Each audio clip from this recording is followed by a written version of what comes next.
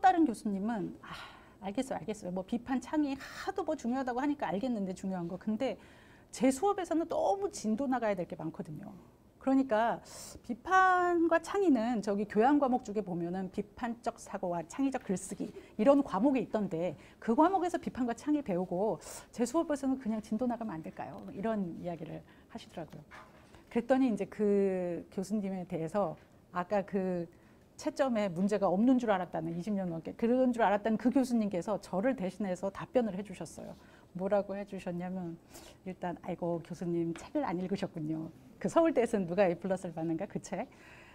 그러면서 이제 하시는 말씀이 그 책에 있는 내용인데 비판적 창의적 사고 능력은 그러니까 생각을 꺼내는 종류의 그 생각 주머니 그 근육은 연습과 반복과 훈련에 의해서 길러지는 능력입니다. 타고나는 거의 개념이 아니에요.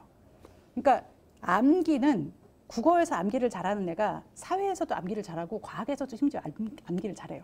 그래서 이런 거는 약간 generic ability라고 해서 여기서 잘하는 애가 저기서 이렇게 두루두루 잘해요. 근데 비판과 창의는 도메인 스페시픽한 능력이에요. 영역 특정적인 능력이라 수학에서의 창의를 잘하는 애가 사회까지 창의를 잘하는 게 아니에요.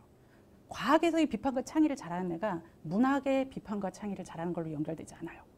비판과 창의는 다 이렇게 어느 영역에나 통용되는 범용적인 능력이 아니라 영역 특정적인 도메인 스페시픽한 능력이라서 그래서 서구 선진국에서는 전 과목에서 비판과 창의를 하고 전 과목에서 생각을 꺼내는 수업을 하고 전 과목에서 논서술 프로젝트 평가를 해요.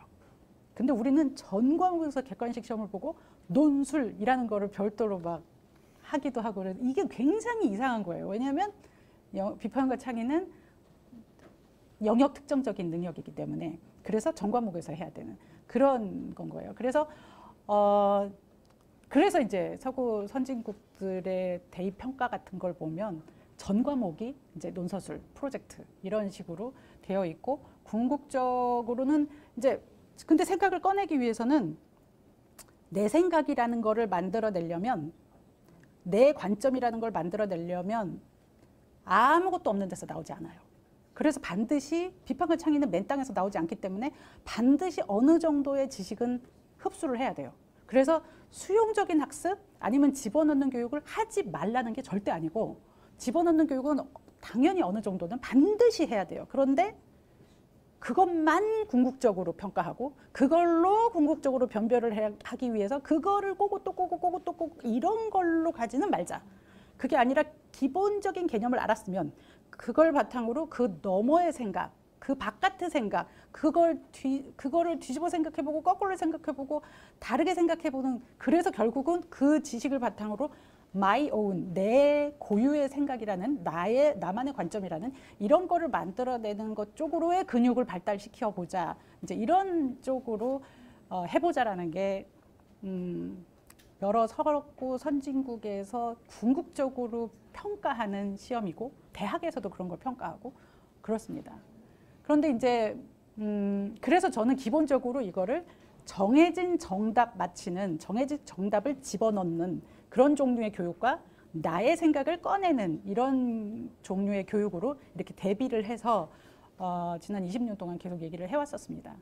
근데 서울대에서는 누가 A+를 받는가 그 책을 낸 이후로 이제 여러 곳에서 많이 공감을 하고 또 다큐로도 나오고 뭐 그 유튜브에 보시면 EBS 서울대 A+ 아니면 시험이라는 다큐프라임 EBS 다큐프라임 보시면 그 책과 관련된 내용이 다큐로 이렇게 만들어져 있어요.